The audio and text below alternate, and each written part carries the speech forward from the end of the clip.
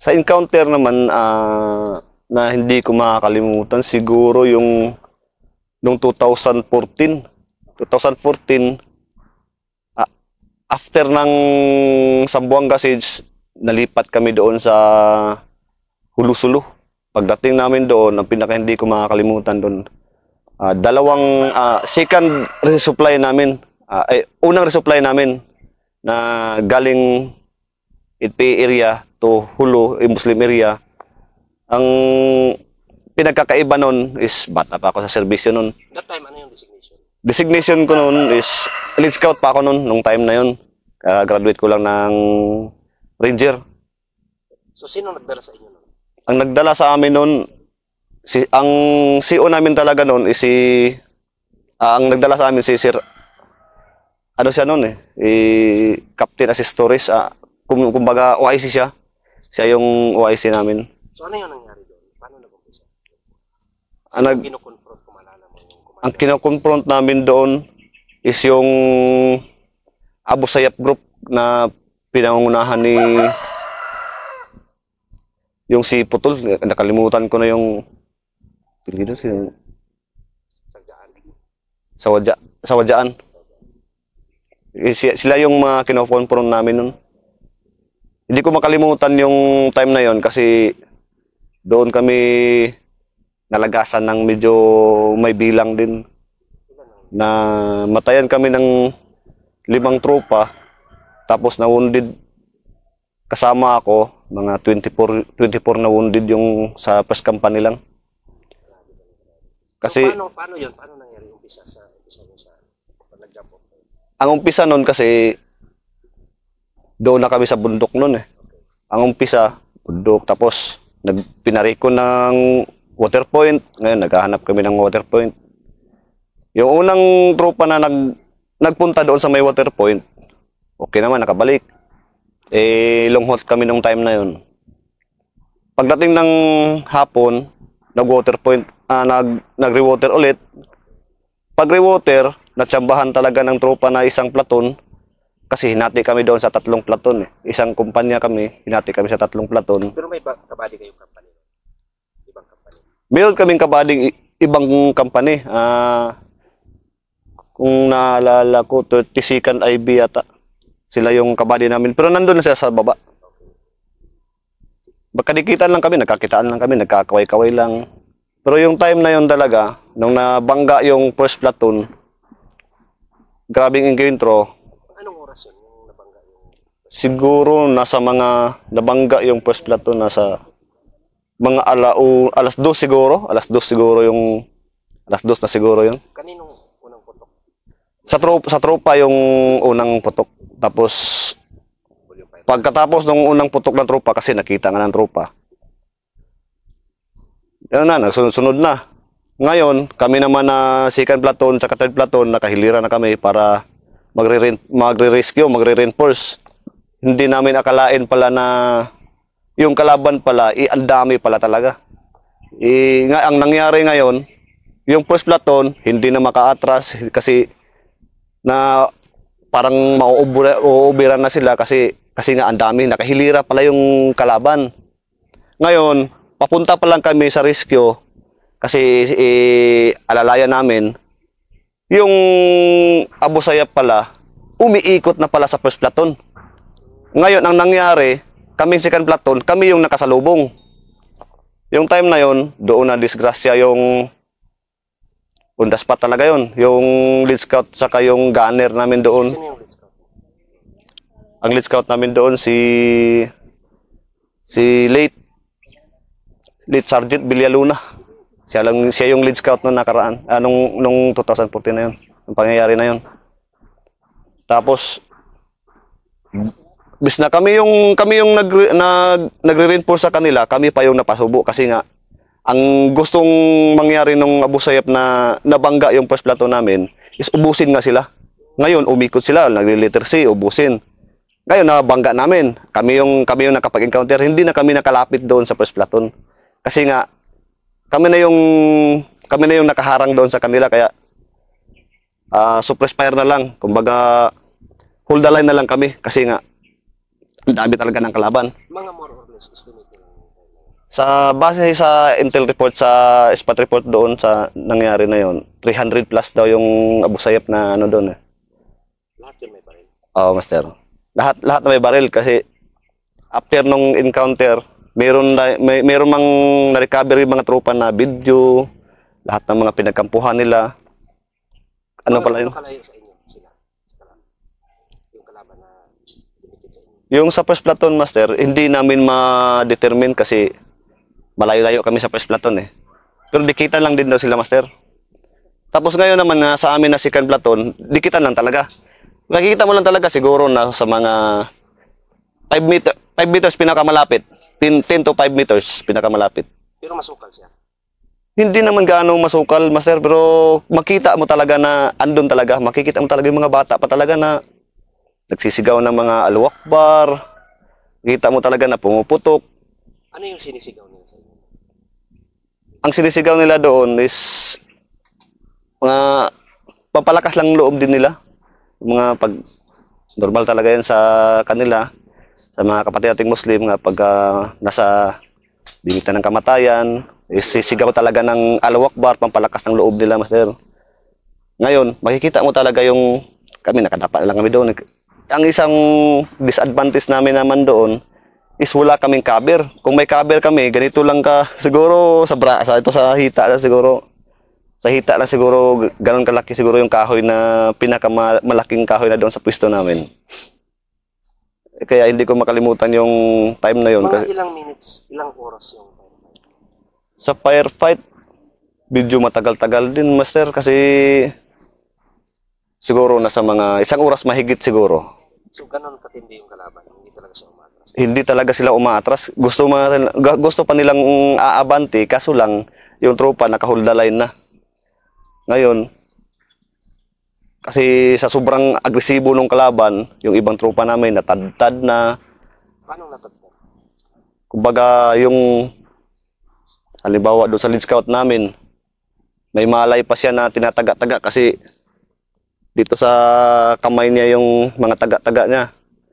Ibig sabihin, sinalag-salag na yung taga ng Muslim, ng Abu Sayyaf, ng kalaban. Ibig sabihin, may malay pa siya noon na tinataga-taga na siya hanggang sa nawala na talaga siya, hanggang sa naputulan na siya ng ulo. Naputulan siya talaga doon ng time na yon. Nung medyo wala nang putok na naramdaman niyo, anong ginawa niyo? Actually, hindi niyo ba in-assault? Nung nawala na yung putok, hindi na kami nag-attempt na i-assault kasi sila na yung mismong lumalapit sa amin, kasi sila na yung uma-assault sa amin kasi ang dami nila talaga, master. Kailangan talaga naming maghanap ng cover. Nagdesisyon yung CO namin nung time na yon na kasi nalulugi na kami. Ang cover namin is yung gabinti lang na kahoy. Ganun lang kalaki talaga. Anong iniisip mo na that time na yun? Ang iniisip ko lang talaga doon, master, nagdasal na lang talaga ako. Sabi ko, Lord, kung ano mang mangyari sa akin, siguro ito na. Kung ano mang mangyari, ikaw na yung bahala, Lord. Kasi iniisip na talaga namin doon, master, wala na talaga. Kasi ang dami. Maririnig mo, bawat sa unahan mo, puro putok, tapos mga sigaw, puro na mga sigaw ng kalaban. Na Allahu Akbar, mamamatay na kayo. Yun na yung maririnig mo. Tapos yung sigawan din ng tropa na, may tama ako, mamaya-maya, may tama ako. Mamaya-maya, may tama. Halos lahat ng tropa doon, may tama eh. Yun, malungkot ka talaga kasi pagtingin mo, wala kang masyadong cover. Kung may cover man doon na medyo malaki-laki na pwedeng itago yung ulo mo lang isiksik mo doon sa may kahoy. Ang problema naman, kasi sa sobrang dami namin, nag-uumpukan na kami doon sa may kahoy. Eh, hahanap ka ng mapagtaguan mo. Anong binibira ng kalaban? Puputok ko ba sila ng pupo? Long time na yon, ang pinakamaraming putok talaga ng kalaban is yung tubo talaga. Kasi makikita mo lang yung bigla na lang puputok sa taas, mahuhulog sa baba mo na pumuputok. Siguro makikita mo yung putok ng tubo dahil na rin siguro sa adrenaline mo. Kasi pagka lumabas na yung pagka-adrenaline, parang unti-unting nag-slow mo yung nasa paligid mo eh. Gugulat ka na lang, uy, naputol na lang bigla yung puno ah. Pumutok na pala yung tubo doon. Paano yung mga wounded that time? So, ongoing ang firefight or yung mga, yung, na-identify niyo pa agad na patay na si, yung Girl Scout at saka yung Daniel, yung ongoing pa yung firefight? Yung nung ongoing pa yung firefight, hindi wala kaming na-identify noon na marami nang nadali. Ay siguro may isa na akala namin talaga patay na yung kabasko na si Sergeant Regan Apostol. Kasi siya man talaga yung nakita namin una na grabing may tama, tapos nakita namin na grabing dugo na yung mukha niya. Akala namin talaga wala na siya. Hindi pala siya. Nakaligtas pala siya doon kasi may cover siya. Buhay pala siya. Tapos yung mga iba naman na nadali na talaga, yun yung hindi namin na ano. Tapos may isa pang on the spot pala na habang naglalakad kami na nung sinalubong lang kami ng putok. Yung sinusundan ko mismo. Sino? Yung si late Atchas. Paano siya naman? Ang nangyari kasi doon, gunner kasi siya noon ni assistant gunner ni Sergeant Apostol. Ano siya? Siya yung ammo bearer. Ngayon, pasalubong pag magre-reinforce sana kami, sinalubong kami ng putok, na timing talaga na tinamaan talaga siya sa ulo, diretso na siya tumba. Kaya siya yung determine talaga namin na patay talaga in the spot. Nakita ko talaga kasi kami man magkasunod lang kami eh. Ako lang yung sumusunod sa kanya eh kasi nasa gitna siya eh. Tatlong team, ako yung trail team kami, pangalawang team kami. Makita mo talaga na nung pagkatama sa kanya, diretso na siya lagpak na talaga. Wala na talaga siyang ano. Wala siyang sinabi. Hindi siya sinabi. Hindi na talaga, wala na siyang time talaga na makapagsalita mo sir kasi wala na, naulo na siya eh. Ano yung naisip mo nung tinamaan siya? Gusto mo ba siyang i-recover o ni-recover niyo ba yun siya? Nung time na yun, master, parang wala kaming isip na i-recover muna yung tropa kasi sarili muna namin yung sinisafety namin kasi dahil sa area, ano lang siya, madamo lang siya pero wala siyang kahoy talaga na mapagtaguan. Kaya kailangan mo talagang isave yung sarili mo muna bago mo isave yung mga kasama mo na may tama. Hanggat kaya mong hilahin yung kasama mo na may tama, hilahin mo talaga kung kaya mo pa. Kung safe ka na, yan man talaga yung rule natin. Unahin natin yung sarili natin bago natin i-save yung iba. Baka mapasama ka pa doon sa body count, mas mahirap na yon. Kumusta ka doon? Hindi ka naman na-wounded? So yung time na yon na wounded din ako noon, tinamaan ng tubo yung paa ko. Dito bumagsak doon sa paa ko, nakadapa ako. Naka-flat yung talampakan ko. Sa talampakan ko talaga siya pumutok yung tubo, yung 2-3. So, ganun talaga. Doon lang naman pero akala ko putol na yung paa ko. Nung pagputok talaga, ano yung pakiramdam na naputukan talaga? Parang wala lang naman master kasi sa paligid mo puro na putukan na eh. Nagugulat ka na lang, may medyo mabigat-bigat na impact yung sa paa mo eh. Pero alam mo kaagad na may tama ka? Determine ko kaagad master na may tama na ako kasi doon nga sa kumbat ko pumutok sa kumbat. Ngayon, ginaganyan-ganyan ko yung kamay, yung paa ko kung andun pa. Tinitingnan ko rin kung hindi ba natagos. Sabi ko, ginaganyan-ganyan ko. Ngayon gumagalaw pa man yung paa ko, master. Pag sabi ko sa sarili ko, uy, okay pa, gumagalaw pa yung paa ko. Akala ko walang tama yun, master. Ganun pa, may mga wounded na kasi, pinapaano na doon sa bandang likod na. Oo. Ang dalawang kasama ako doon, may dalawang kasama ako doon na wounded. Si Sergeant Bakyal tsaka si Private Di Pedro noon dati. Detail Scout isa, tsaka si Sergeant Bakyal, tinamaan na rin siya ng maraming tama na rin yung katawan niya kasi na-splinter siya ng tubo. Kasi dito sa ulo, hanggang dito sa likod. Baga, habang ginagamot ko siya doon, master, ginagamot ko kasi tinoturniki ko siya. Eh, nalito ka na kung saan yung uunahin mong itoturniki kasi nga ang daming tama. Kasi maraming dugo-dugo eh. Tingnan mo lang, ganun mo lang dugo. Saan yung tama nito ah. Kung dito sa daliri, tsaka dito sa liig, malito ka na. Saan unahin?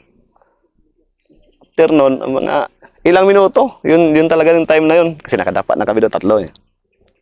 Nakadapat na kami doon. Yung time na to yun. Pumutok yung tubo doon sa paanan ko. Mabuti na lang kamot. Yung tubo, master, doon talaga sa combat ko tumama. Eh kung sa lupa tumama yun, iwan ko na lang kung siguro, wala na siguro akong paa siguro. Kung sa combat talaga siya, master, na tumama. Yung sa spike ng combat, kasi nakadapa ka eh.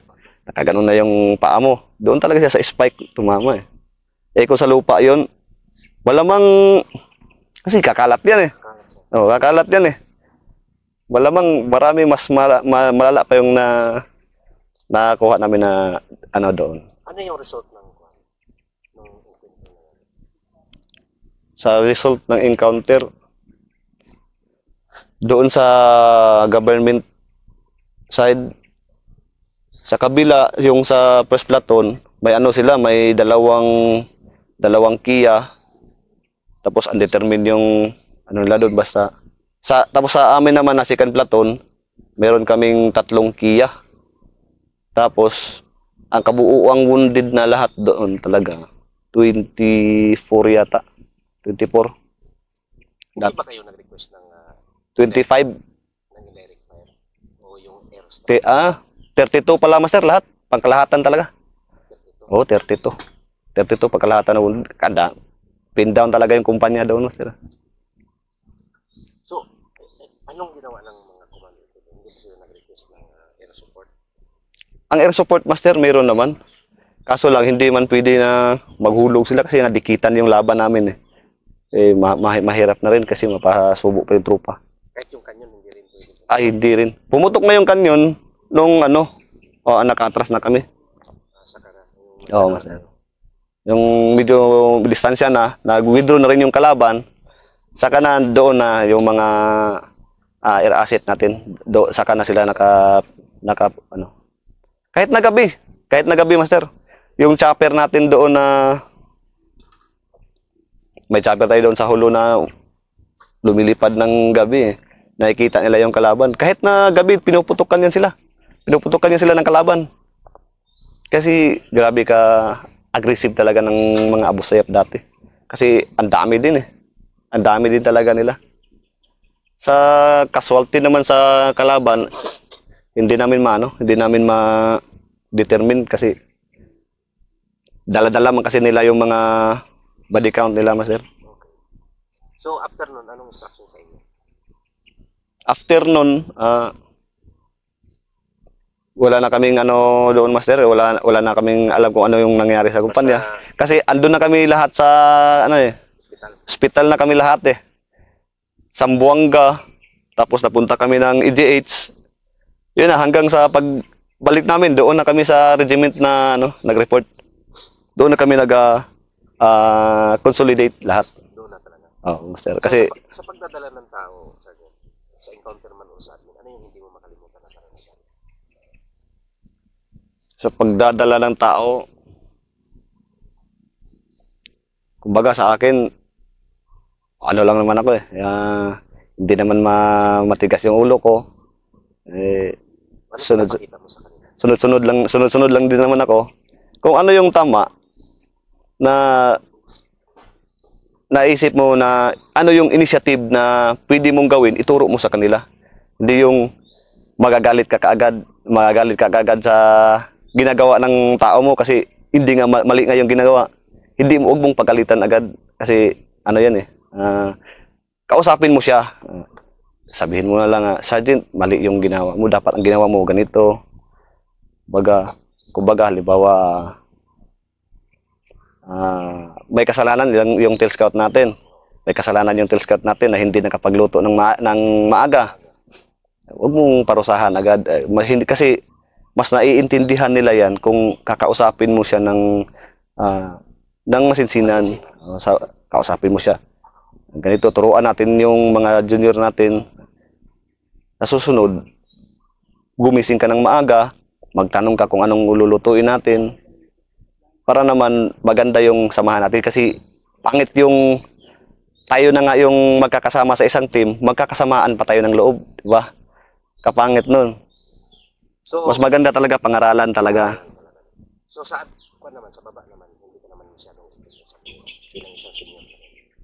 Sa pagiging stricto, siguro masasabi ko, kalmado naman yung mga junior ko na mga ka-teammates ko kung ako yung kaharap nila, kasi kumbaga napagsabihan naman nila ako kung ano yung problema nila.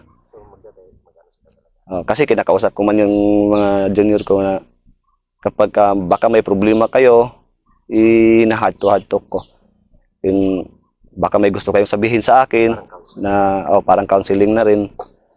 Huwag kayong magdalawang isip na lapitan ako. Kasi hindi naman ako iba sa inyo. Parang magkakapatid na tayo dito. Kaya ganun. Hindi na ako baga, kahihiyan ko na yon sa sarili ko kung sila mismo mahiya sa akin na lumapit. Kasi nga, senior tayo, dapat tayo yung mangunguna sa kanila kung anong problema. So, napaka-importante pala na tanungin mo rin yung problema ng mga subordinates. Ay, oo, master. Importante talaga na tanungin mo yung problema ng subordinates mo, kasi hindi mo alam, may problema palang malaki-laki yan. Magulat ka na lang, bigla na lang nambaril yan. So, isa sa trabaho yan ng isang senior. Correct, master. Isa sa trabaho, sa pinakamaraming trabaho ng senior na i-mentoring, i-counseling yung junior natin na kung ano man yung... Mapapansin mo ba kung may problema ang isang bata? Kahit hindi sinasabi. Sa mga dalaw niya. Kung sa problema sa bata, kung sa junior natin, mapapansin naman natin yan, kasi kahit na wala silang sinasabi, makikita natin yan kung mapagmatsyag lang tayo. Kasi makikita natin yan, minsan nakatulala yung mga yan, nakatulala na wala namang tinitingnan, minsan palaging naglalasing, yung mga instances na ganyan. Ako sa side ko, kinakausap ko na yan, bubula-bulahin ko na yan.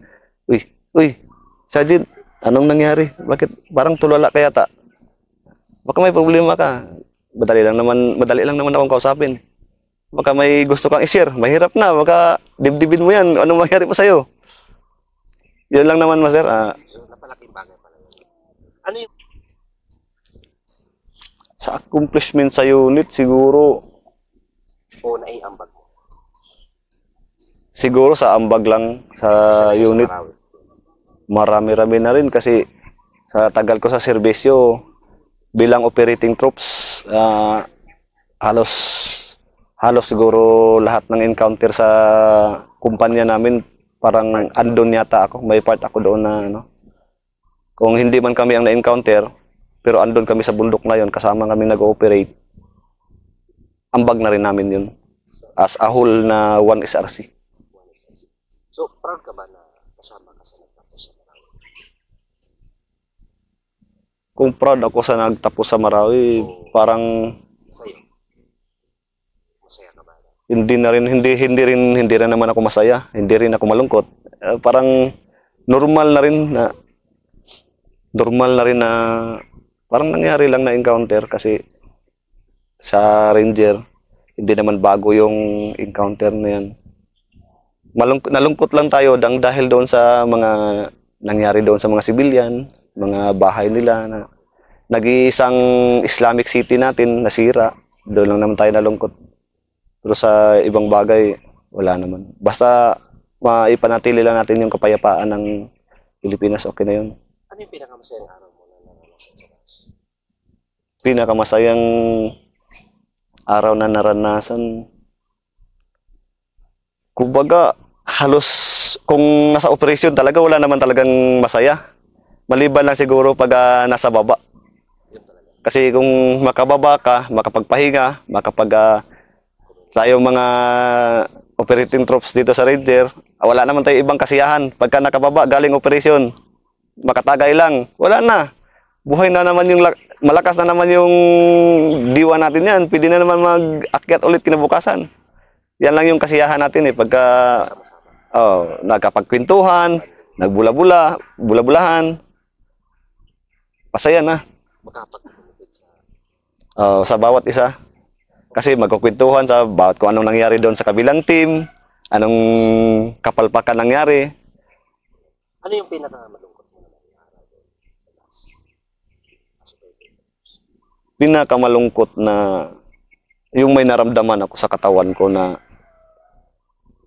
wala kang masabihan kasi kung may masabihan ka man, wala din silang magawa. Tulad nung sumakit yung tuhod ko na ang hirap mong maglakad kasi pero pinipilit mo. Yun. Mahirap. Tapos Mahirap talaga yung magkasakit ka sa taas. mahirap talaga magkasakit ka sa taas kasi limited lang yung gamot natin. Tapos hindi man pwede na ibaba ka na nang dahil lang sa'yo, ibaba yung mapupurnada yung lakad natin. Pilitin mo talaga. As a Ranger, kailangan mo talagang mag-mindset kung hanggang kahit na hindi natin kaya, ang sa isip talaga natin na, matapos lang to, okay na, makapahinga na naman to mamayang gabi. Pag kinabukasan na ito, okay na, pwede na naman. Sa training, kwentong training, ano yung hindi mo makalimutan na karanasan sa training?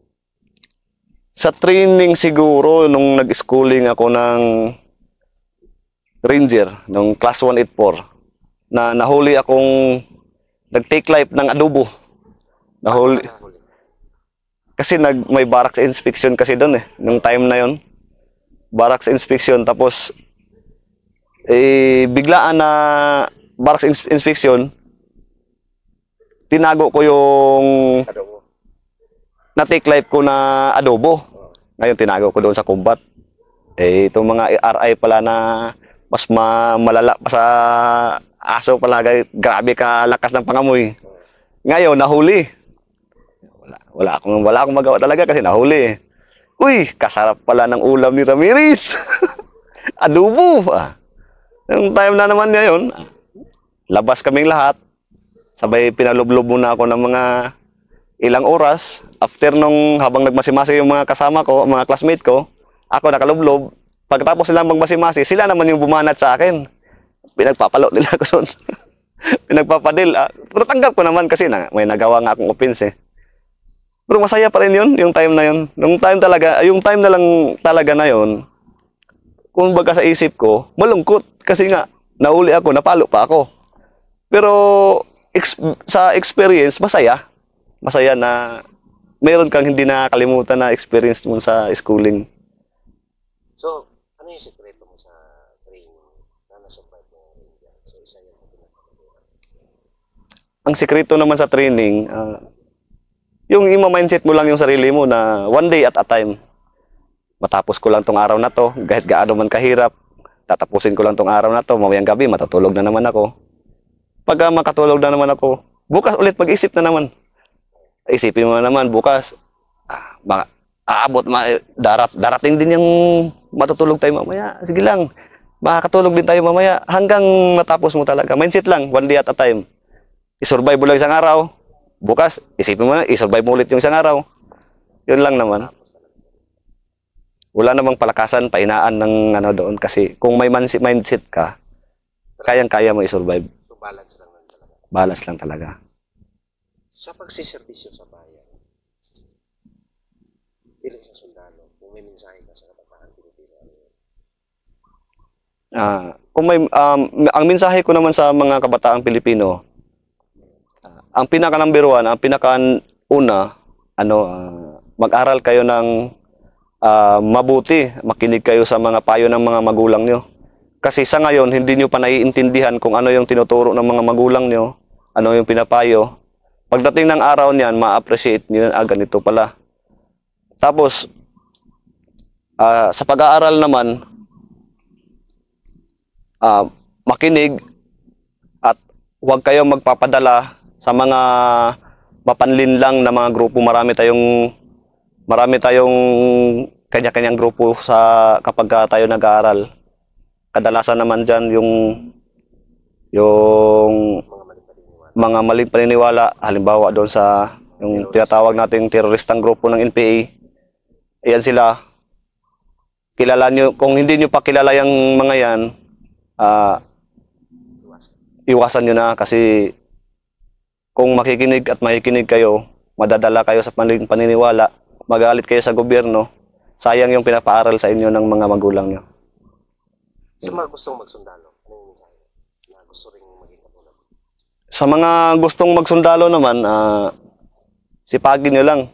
Sipagan nyo. Tapos, kung unang apply nyo, hindi kayo makapasok. Pangalawang taon, hindi pa rin makapasok. Malay natin, sa pangatlong taon, pang-apat na taon, makakapasok ka na. Huwag lang mawala ng pag-asa. Anong kailangan nilang i-condition sa sarili? Prepare. Kung papasok naman kayo sa sundalo, hindi naman talaga kailangan totally na kailangan malakas ka, matalino ka. Ang pinaka-importante dyan, yung mindset mo, yung pag-iisip mo na kung makakapasok ba ako, kung sa training to, kayang-kaya ko man siguro na mag-survive. Kasi ang diskarte dyan, tingnan mo yung mga mas mahihina sa'yo. Isipin mo, nakaya nga nila. Ako pa kaya? Kakayanin ko rin yan. Kaya, lakasan lang ang loob. May dagdag ka ba? Sa akin, master, yun lang yung sasabihin.